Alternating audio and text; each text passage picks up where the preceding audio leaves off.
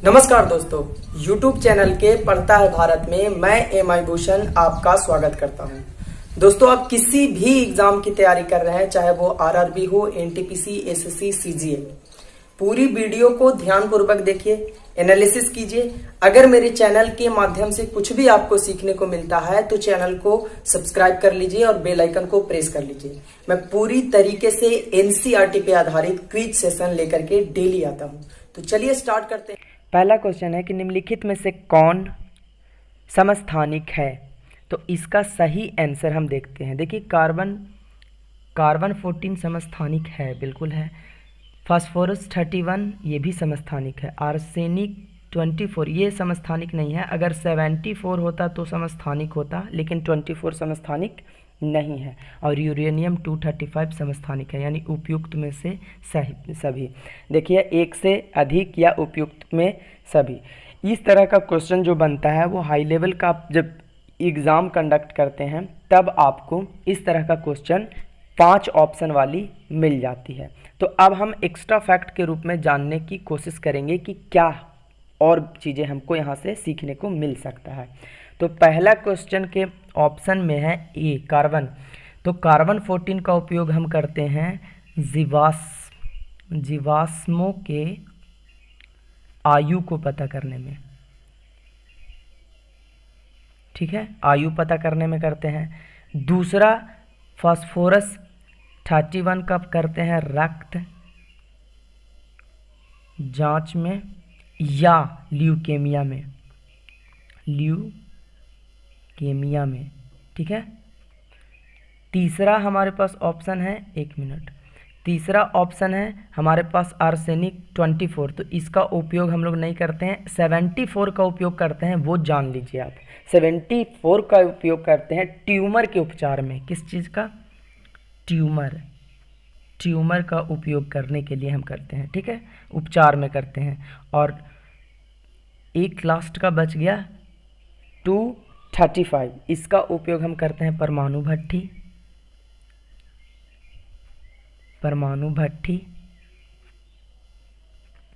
परमाणु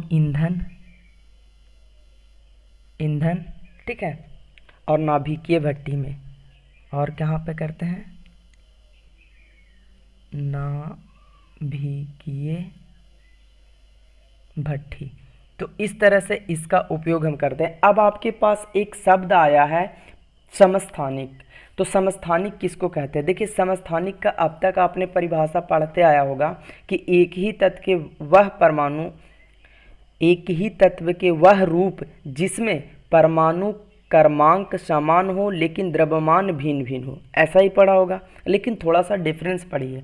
समस्थानिक उसको कहते हैं, यानी कि एक ही तत्व के वह परमाणु जिसमें प्रोटॉन जो होता है वो समान हो परंतु न्यूट्रॉन अलग अलग हो। यानी प्रोटॉनों की संख्या समान हो प्लस न्यूट्रॉनों की संख्या अलग अलग हो। देखिए, अब इसको हम समझाते हैं बिल्कुल, क्योंकि जब आप डेफिनेशन ये देते हो ना तो आपको किसी को भी समझाने में बहुत आसानी होगी। जैसे एक एग्जाम्पल लेते हैं। एग्जाम्पल के लिए हम क्या लेते हैं? जैसे C612, C613 और C614। अब देखिए, कार्बन 12, कार्बन 13 और कार्बन 14। ठीक है ना। मैंने क्या बोला कि परमाणु, इसमें क्या बोला? प्रोटॉन की संख्या समान हो परंतु न्यूट्रॉन अलग अलग हो। अब इसको हम देखेंगे कैसे? प्रोटॉन की संख्या समान हो, यानी कि ये देखिए, ये तो बिल्कुल समान है। अब हमको न्यूट्रॉन फाइंड करने की जब ज़रूरत आएगी तो हम जानते हैं कि ये द्रव्यमान संख्या तो 6 आपको दिख गया। चलिए एक का एग्जाम्पल ले लेता हूँ। ठीक है, आपको द्रव्यमान संख्या दिख गया। तो यहाँ पे क्या होता है? प्रोटॉन प्लस न्यूट्रॉन, यही तो होता है ना, A = प्रोटॉन प्लस न्यूट्रॉन। अब हम प्रोटॉन प्लस न्यूट्रॉन है तो हम 12 में से अगर हम ये न्यूट्रॉन को माइनस करते हैं, प्रोटॉन, ये प्रोटॉन होता है, प्रोटॉन को माइनस करते हैं यानी 6 को, तो हमारे पास न्यूट्रॉनों की संख्या क्या आ जाएगा? यहाँ पे आ गया ना 6। चलिए 6 आ गया। इसके बाद दूसरा एग्जाम्पल देख लेते हैं। जैसे C13 और 6, ठीक है। तो अब हम 13 में से 6 को माइनस कर देंगे तो हमारे पास न्यूट्रॉनों की संख्या क्या आ जाएगा, 7 6 13, 6 आ गया, 7 आ गया। अब देखिए सब में प्रोटॉनों की संख्या तो बिल्कुल सेम था, लेकिन न्यूट्रॉन की संख्या क्या हो रहा है, अलग अलग आ रहा है। एक में 6 आया, दूसरा में 7 आया और तीसरा में आ जाएगा आपका 8। ठीक है, तो ये आपका डेफिनेशन बिल्कुल सही है और आप किसी को भी इस तरह से अच्छे से समझा सकते हैं। ठीक है, तो चलिए नेक्स्ट क्वेश्चन की ओर चलते हैं। दोस्तों अब मैं आपसे एक रिक्वेस्ट कर रहा हूं कि अगर आप मेरे चैनल पे पहली बार आए हैं और अगर आपको लगा कि हाँ यहाँ से हम कुछ एक्स्ट्रा फैक्ट सीख के जा सकते हैं तो प्लीज़ चैनल को सब्सक्राइब कर लीजिए और बेल आइकन को प्रेस कर लीजिए। मैं इसी तरीके का क्वेश्चन लेकर के आता हूँ और जहाँ पे एक्स्ट्रा फैक्ट की ज़रूरत होगी मैं आपको बताता चलता हूँ। ठीक है, तो प्लीज़ इतना सपोर्ट तो कर सकते हैं आप लोग, हमारे लिए नहीं बल्कि किसी भी यूट्यूबर के लिए आप लोग माइलस्टोन है होते हैं, नींव का पत्थर हैं। जब आप सपोर्ट किसी को कर देते हैं ना तभी आज वो मिलियन में और बिलियन में खेल रहे हैं। ठीक है, तो प्लीज़ थोड़ा सा सपोर्ट कीजिए, सब्सक्राइब कीजिए चैनल को। नेक्स्ट क्वेश्चन है, दूसरा क्वेश्चन है कि गर्भाशय में शिशु के विकास की जानकारी हेतु किसका प्रयोग किया जाता है? तो इसका सही आंसर सी है, ऑप्शन सी यानी अल्ट्रासाउंड। आपने बहुत से लोगों से अपने घर परिवार में सुना होगा कि अल्ट्रासाउंड करा लो, जबकि ये इलीगल है। ठीक है, मैं इसे सही नहीं मानता क्योंकि इसमें पहले ही पता लग जाता है कि आने वाला जो मेहमान है वो लड़की है या लड़का है, और बहुत से लोग ऐसा करते हैं कि लड़की होने के बाद इसको वहीं पे डिस्ट्रॉय करवा देते हैं। ठीक है, तो इसको इलीगल माना गया है और इसे मतलब नहीं करना चाहिए ऐसा। अब हम एक्स्ट्रा फैक्ट के रूप में ये जानेंगे कि जैसे आपके पास है गामा किरण, ठीक है ना, तो गामा की खोज किसने की थी और गामा क्षय की खोज किसने की थी? दो अलग अलग क्वेश्चन बन के आते हैं। जैसे गामा की खोज अगर पूछता है तो हेनरी बैक्यूरेल ने की थी, हेनरी बैक्यूरेल।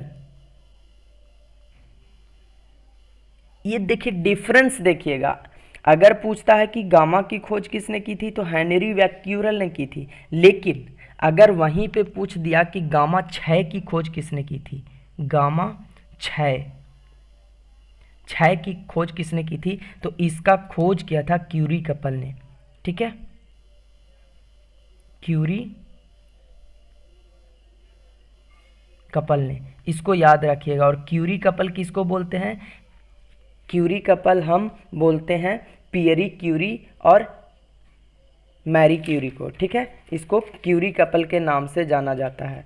तो ये चीज़ें आप ध्यान रखिएगा, मैडम क्यूरी को और प्यूरी क्यूरी को। ठीक है, अब आपके पास एक और ऑप्शन बच गया, अल्ट्रा वायलेट रे। इसके बारे में तो आप बहुत अच्छे से जानते होंगे कि अल्ट्रा वायलेट रे हमारे लिए किस तरह से खतरनाक साबित हो सकता है। ठीक है, और एक्सरे की खोज किसने करी थी? तो WC रोंटजन ने। ठीक है, नेक्स्ट क्वेश्चन की ओर चलते हैं हम। तीसरा क्वेश्चन है कि मानव शरीर में इन्फेक्शंस रोकने के लिए कौन सा विटामिन मदद करता है? जैसे आपके शरीर में अगर इन्फेक्शन हो गया है तो उसको रोकने में कौन सा विटामिन आपकी मदद करता है? तो विटामिन ए। ठीक है, अब विटामिन ए का रासायनिक नाम क्या होता है? तो रेटिनॉल।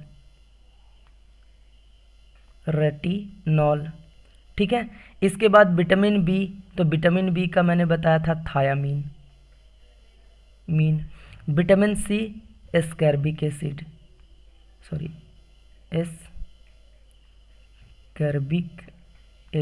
ठीक है, तो इस तरह से एक्स्ट्रा फैक्ट भी आप जानते चलिए। नेक्स्ट क्वेश्चन है, आज कुछ ज़्यादा ही एक्स्ट्रा फैक्ट पढ़ने को मिल रहा है आपको, क्वेश्चन ही ऐसा सेट हो गया है। अब सब में एक्स्ट्रा फैक्ट है तो बताना भी मेरी रिस्पॉन्सिबिलिटी है। वैसे तो मैं फिर बिना बताए भी जा सकता हूँ, इसका आंसर ये है, इसका आंसर ये बी है, इसका आंसर सी है, तो क्या फ़ायदा फिर? वैसे तो बहुत सारे लोग पढ़ा रहे हैं, समथिंग क्वाइट डिफरेंस है ना। नेक्स्ट क्वेश्चन है कि निम्नलिखित में से किस विटामिन में कोबाल्ट होता है?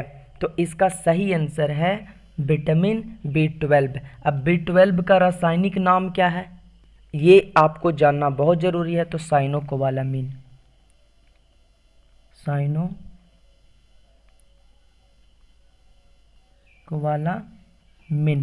ठीक है। इसके बाद और भी विटामिन तो है। विटामिन 6 के बारे में हम जानेंगे। विटामिन 6 को बोलते हैं पैराडॉक्सिन,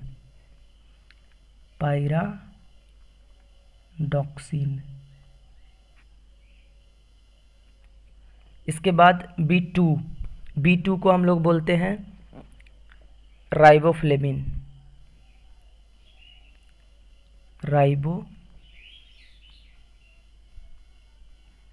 ये लॉकडाउन परेशान करके रखा है, नहीं तो मेरे को पेन टैब लेना है दोस्त। और B1 का होता है थायामीन, अभी मैंने बताया ऊपर में। तो इस तरह से जितनी भी एक्स्ट्रा फैक्ट बन रही है आज मैंने आपको बता दिया है, और मैं अपने हर वीडियो में ऐसे ही बताता चलता हूँ। आप एक बार वीडियो एटलीस्ट देखिए, ठीक है। नेक्स्ट क्वेश्चन है, मानव शरीर की सबसे छोटी ग्रंथि है कौन सी? तो इसका सही आंसर है ऑप्शन सी, पिट्यूटरी ग्लैंड। अब पिट्यूटरी ग्लैंड को मास्टर ग्रंथि के नाम से भी जानते हैं, ठीक है, मास्टर ग्रंथि भी कहा जाता है। नेक्स्ट क्वेश्चन है, एक मिनट, ये क्या हो जा रहा है। मानव शरीर की किस ग्रंथि को मास्टर ग्रंथि कहा जाता है? तो देखिए, पीयूष ग्रंथि, पिट्यूटरी ग्लैंड दोनों एक ही है, इसलिए दोनों को याद रखिए। कहीं पे पीयूष आ जाएगा, कहीं पे पिट्यूटरी आ जाएगा, ठीक है, कहीं पे मास्टर ग्रंथि ही आ जाएगा। तो जितने भी नाम जो एक्स्ट्रा फैक्ट बनने का मतलब क्या होता है, यही ना होता है कि उसके अलावा और क्या हो, तो वो चीज़ें एक्स्ट्रा फैक्ट के रूप में आती है। नेक्स्ट क्वेश्चन है, निम्नलिखित में से कौन एक ग्रंथि की नहीं है? ठीक है, तो इसका सही आंसर है ऑप्शन बी, जठर रस, ठीक है। नेक्स्ट क्वेश्चन है, मानव के शरीर में पाई जाने वाली कौन सी ग्रंथि विहीन है? तो इसका सही आंसर है अंतःस्रावी ग्रंथि, ठीक है। नेक्स्ट क्वेश्चन है कि बच्चों का लिंग निर्धारण किसके गुणसूत्र से होता है? तो इसका सही आंसर है, देखिए ये चीज़ें जो होता है ना वो पिता के ऊपर डिपेंड करता है, पिता के गुणसूत्र पे। और इसको हमेशा याद रखिए, ये क्वेश्चन VVIP है। अगर आपका क्वेश्चन का लेवल मॉडरेट है तो ये क्वेश्चन उठा करके एक पक्का ही आपके सेट में आने वाला है, ठीक है। नेक्स्ट क्वेश्चन है, निम्न में से कौन सी ग्रंथि वृद्धावस्था में लुप्त हो जाती है? तो इसका सही आंसर है ऑप्शन डी, थाइमस। और ये भी IMP क्वेश्चन है, ठीक है, ALP में ये पूछा गया है, ALP 2018 में ये पूछा गया है क्वेश्चन, ठीक है। नेक्स्ट क्वेश्चन है, भ्रूण के विकास के लिए निम्नलिखित में से किस अंग के द्वारा खाद की पूर्ति की जाती है? तो इसका सही आंसर है ऑप्शन बी, ठीक है। नेक्स्ट क्वेश्चन है, अपोहन का प्रयोग किस क्रिया को पूरा करने के लिए किया जाता है? तो इसका सही आंसर है ऑप्शन डी। मुझे नहीं लगता है कि इतने क्वेश्चन में जितना एक्स्ट्रा फैक्ट मैं बता करके चल रहा हूँ, मैं किसी का नाम नहीं लूँगा, लेकिन एक अच्छे जो बहुत नेम फेम वाले जो होते हैं ना वो भी एक्स्ट्रा फैक्ट इतना नहीं लेते हैं, लेकिन फिर भी उनकी व्यू अच्छी होती है क्योंकि उनका चैनल बहुत बड़ा होता है, वो पहले से लोगों का ट्रस्ट ले चुके होते हैं, ठीक है। हम ये एक्सेप्ट करते हैं कि हमारा चैनल बहुत छोटा है, अभी स्टार्टिंग है मैंने 41-42 वीडियो अपलोड किया है, लेकिन जितने भी वीडियो अपलोड किए हैं किसी भी वीडियो को आप उठा करके देखिए, अगर आपको एक्स्ट्रा चीज़ें वहाँ से सीखने को नहीं मिलेगी तो फिर आप मेरे चैनल पे दोबारा कभी मत आना, ठीक है। मैंने जितनी भी कंटेंट लाई है बिल्कुल सॉलिड कंटेंट लाई है। मैंने लिखा है कि मेरी मोटो है NCERT बेस्ड सारे क्वेश्चन को करवाना, तो मैं वो कर रहा हूँ, ठीक है। नेक्स्ट क्वेश्चन है,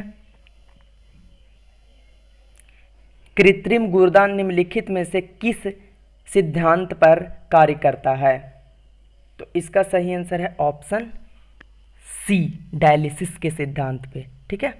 नेक्स्ट क्वेश्चन है, कि मानव शरीर में यूरिया की अधिकतम मात्रा किस में पाई जाती है? तो इसका सही आंसर है ऑप्शन सी, यानी मूत्र में। ठीक है, यूरिया की सबसे ज़्यादा मात्रा पाई जाती है। नेक्स्ट क्वेश्चन है, गुर्दे का कार्यात्मक यूनिट है? तो इसका सही आंसर है ऑप्शन बी, नेफ्रॉन। देखा, अब तक आपने फिजिक्स में यूनिट पढ़ा होगा, हम बायोलॉजी में यूनिट लेकर के आते हैं। नेक्स्ट क्वेश्चन है, मूत्र का पीला रंग किसकी मौजूदगी के कारण होता है? तो सही आंसर है यूरोक्रोम। दोस्तों, यूरोक्रोम के कारण आपके पेशाब में पीलापन आ जाता है, मूत्र में पीलापन आ जाता है। ठीक है, नेक्स्ट क्वेश्चन है, स्तनधारी इनमें यूरिया बनाते हैं? तो इसका सही आंसर है यकृत में। ठीक है, नेक्स्ट क्वेश्चन है, मनुष्य के शरीर में मुख्यतः नाइट्रोजन अपशिष्ट कौन सा होता है? तो इसका सही आंसर है ऑप्शन डी, यानी कि यूरिया। नेक्स्ट क्वेश्चन है, हमारी छोड़ी हुई सांस की हवा में कार्बन की मात्रा यानी कार्बन डाइऑक्साइड की मात्रा लगभग कितनी होती है? तो इसका सही आंसर है लगभग 4%। और यही रीज़न है कि आपके आसपास जो मच्छर होते हैं वो भटकते हैं। अब क्या आप जानते हैं मच्छर आपके पास ही क्यों आते हैं? क्योंकि कार्बन की मात्रा से वो अट्रैक्ट होते हैं और वो समझ जाते हैं कि यहाँ पे कोई ऐसा व्यक्ति है या कोई ऐसा है जिससे हमको भोजन मिल सकता है, और यही रीज़न है कि वो आ करके आपके पास गुनगुनाना स्टार्ट करता है और एटलीस्ट वो अपना काम करना स्टार्ट कर देता है। ठीक है, नेक्स्ट क्वेश्चन है, ऑक्सीजन की अनुपस्थिति में सुक्रोचों का कार्बन डाइऑक्साइड एवं जल में ऊर्जा निर्मुक्त होने के साथ पूर्ण रूपांतरण होने को क्या कहते हैं? तो इसका सही आंसर है वायु श्वसन। देखिए कितना अच्छा डेफिनेशन है वायु श्वसन का, कि ऑक्सीजन की उपस्थिति में सुक्रोज का कार्बन डाइऑक्साइड एवं जल में ऊर्जा निर्मुक्त होने के साथ पूर्ण रूपांतरण होने की प्रक्रिया को वायु श्वसन कहते हैं। ठीक है, कभी कभी डेफिनेशन से भी क्वेश्चन आ जाता है। नेक्स्ट क्वेश्चन है कि भोजन का ऊर्जा में परिवर्तन कोशिका के किस भाग में होता है? तो इसका सही आंसर है ऑप्शन डी, माइक्रोकॉन्ड्रिया। ठीक है, नेक्स्ट क्वेश्चन है, निम्नलिखित में से किस एक जीव में पसलियों की कुल संख्या सबसे अधिक यानी 24 होती है? तो इसका सही आंसर है मानव में। ठीक है, नेक्स्ट क्वेश्चन है,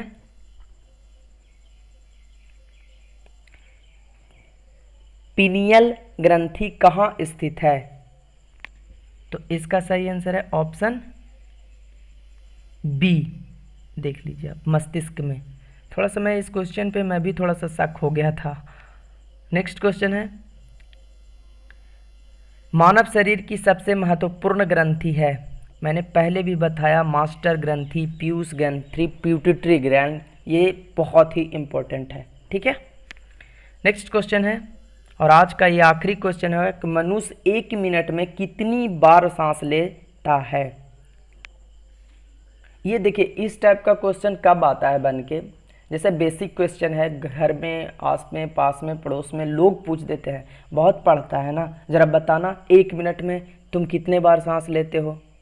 तो उस समय आपको ये चीज़ जवाब पता होना चाहिए कि हम 16 से 18 बार सांस लेते हैं।